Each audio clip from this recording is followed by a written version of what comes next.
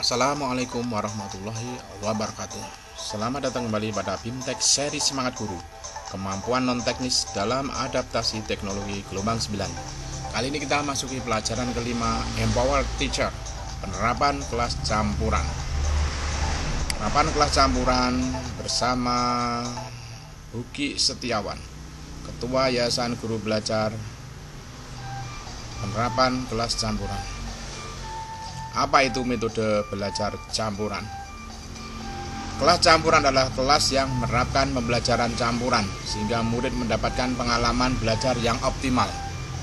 Dengan mengadaptasi konsep dari Kathleen R. Zucker dan kawan-kawan 2017, maka Huki Setiawan 2021 mendefinisikan pembelajaran campuran blended learning sebagai program pendidikan yang memfasilitasi murid belajar dengan memenuhi 4 ciri ini.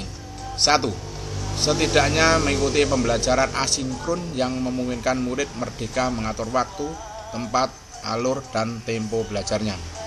2. Setidaknya mengikuti pembelajaran sinkron dengan pendampingan guru pada suatu waktu dengan moda belajar tertentu. 3. Menghubungkan beragam modalitas program atau mata pelajaran menjadi suatu pengalaman belajar terintegrasi. 4. Membantu murid menjadi pelajar merdeka belajar atau komitmen pada tujuan, mandiri pada cara dan reflektif dalam mencapai sasaran belajar yang disepakatinya. Apa saja yang akan dipelajari di sesi ini? Berikut beberapa hal yang akan kita pelajari bersama tentang pembelajaran campuran untuk menerobos tantangan pandemi COVID-19. 1. Apa tantangan pembelajaran di masa COVID-19? Ketidakpastian pandemi, keragaman kondisi, dan penurunan capaian belajar. 2. Apa miskonsepsi dan konsep sebenarnya pembelajaran campuran? 3. Miskonsepsi pembelajaran campuran. 4 ciri pembelajaran campuran, pembelajaran sinkron dan asinkron. 3. Mengapa pembelajaran campuran adalah jawaban yang tepat?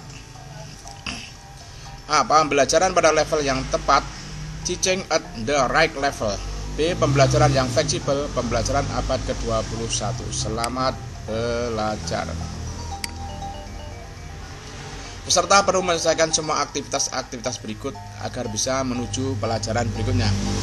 Tanda centang biru menunjukkan aktivitas sudah selesai.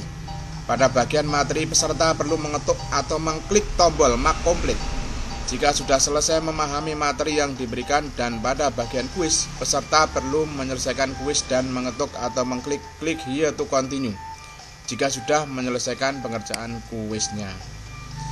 Kita mulai dengan penilaian awal pelajaran 5. Penilaian awal pelajaran 5. Kerjakanlah kuis pra-assessment ini.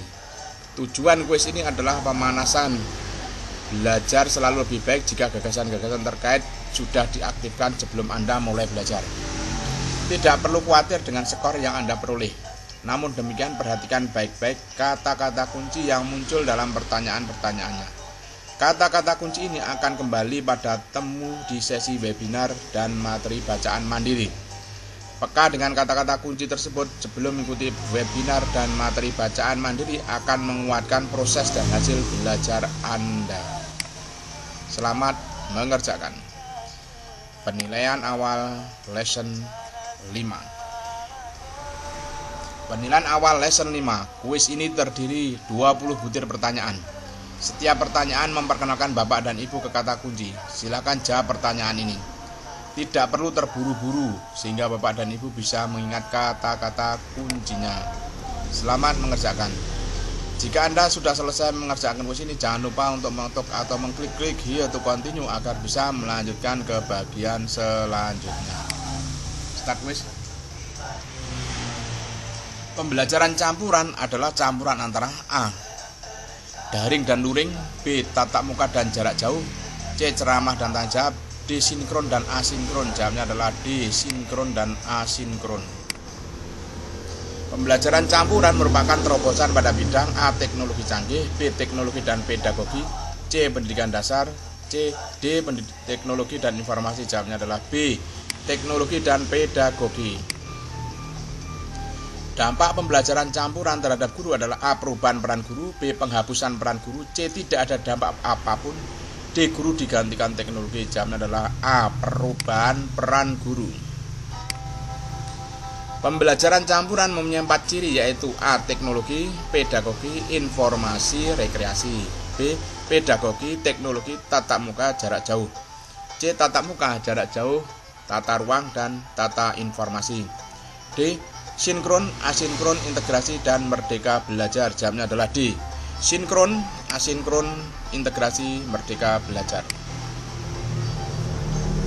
Pembelajaran campuran menjadi solusi pada masa pandemi COVID-19 karena A. Penggunaan teknologi pembelajaran yang canggih. B. Berpotensi mengoptimalkan proses pembelajaran. C. Fleksibel menyesuaikan tantangan masa pandemi. D. Membantu guru menggunakan teknologi. Jawabnya adalah C. Fleksibel menyesuaikan tantangan masa pandemi. Ciri utama dari pembelajaran sinkron adalah A. Kehadiran murid dan guru secara bersamaan. B. Memastikan guru dan murid hadir tatap muka. C. Penggunaan teknologi yang minimal mungkin. D. Penggunaan ruang kelas secara optimal. Jawabnya adalah A. Kehadiran murid dan guru secara bersamaan. Metode yang direkomendasikan pada pembelajaran sinkron adalah A. Penguasaan materi. B. Tugas kontekstual. C. Proyek kolaborasi. D. Pemberian umpan balik. Jawabnya adalah D. Pemberian umpan balik. Kelebihan pembelajaran sinkron adalah A. Fleksibel jadwal. Murid bisa mengatur jadwal belajar secara mandiri. B. Antusiasme belajar. Guru bisa menumbuhkan antusiasme belajar murid. C. Tempo tergantung murid. Murid bisa memegang kendali terhadap tempo belajarnya.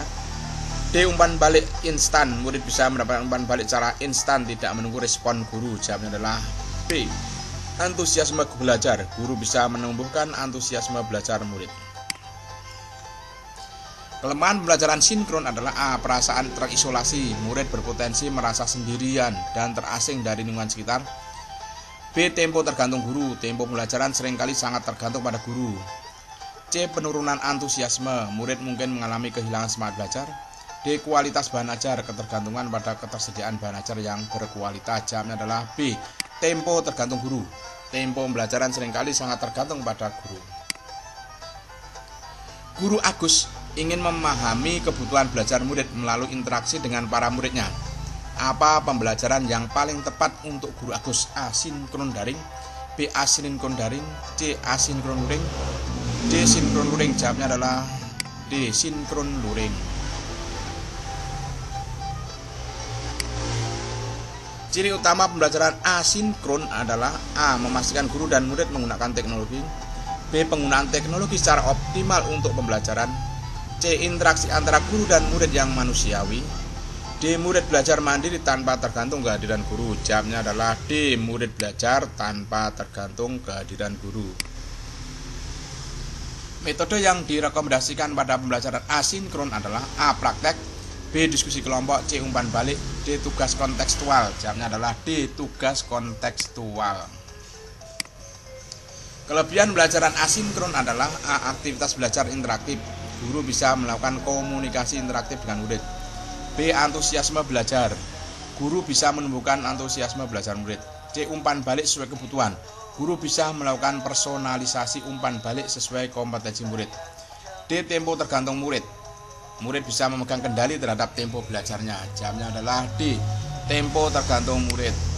Murid bisa memegang kendali terhadap tempo belajarnya. Kelemahan pembelajaran asinkron adalah A. Kualitas bahan ajar. Ketergantungan pada ketersediaan bahan ajar yang berkualitas. B. Jadwal yang kaku. Satu jadwal yang sama untuk semua murid. C. Tempo tergantung guru. Tempo pembelajaran seringkali sangat tergantung pada guru. D. Kehadiran dan kualitas guru. Ketergantungan pada kehadiran dan kualitas guru. Jawabnya adalah A. Kualitas bahan ajar. Ketergantungan pada ketersediaan bahan ajar yang berkualitas. Guru Dila ingin muridnya belajar mandiri dengan mengenali dan menyelesaikan persoalan di sekitar pasar dekat sekolah mereka. Apa pembelajaran yang paling tepat untuk Guru Dila? A. Sinkron daring. B. Asinkron daring. C. Asinkron luring. D. Sinkron luring. Jawabnya adalah asinkron daring. Dalam merancang pembelajaran campuran, berapa komposisi yang tepat antara pembelajaran sinkron dan asinkron? A. Lebih efektif pembelajaran sinkron lebih banyak. B. Lebih efektif pembelajaran sinkron lebih sedikit. C. Lebih optimal pembelajaran asinkron lebih sedikit. C. Lebih optimal pembelajaran sinkron lebih banyak. Jawabnya adalah B. Lebih efektif pembelajaran sinkron lebih sedikit. Apabila materi pelajaran bisa ditampilkan melalui infografik, podcast, atau video, maka pembelajaran yang disarankan adalah asinkron, B. Asinkron, C. Campuran, D. Terpadu. Jawabnya adalah B. Asinkron. Apabila murid tidak bisa hadir pada waktu yang bersamaan, maka pembelajaran yang disarankan adalah asinkron, B. Asinkron, C. Campuran, D. Terpadu. Jawabnya adalah B. Asinkron. Apabila guru ingin memberikan umpan balik sesuai kebutuhan dan kompetensi murid, maka pembelajaran yang disarankan adalah asinkron, B. Asinkron, C. Campuran, D. Terpadu. Jawabnya adalah asinkron. Apabila guru ingin membahas konsep yang kompleks, maka pembelajaran yang disarankan adalah asinkron, B. Asinkron, C. Campuran, D. Terpadu. Jawabnya adalah asinkron. Finish quiz. Mari kita lihat nilainya dari 20 soal. Berapa nilainya? Ternyata mendapatkan nilai 95, salah satu.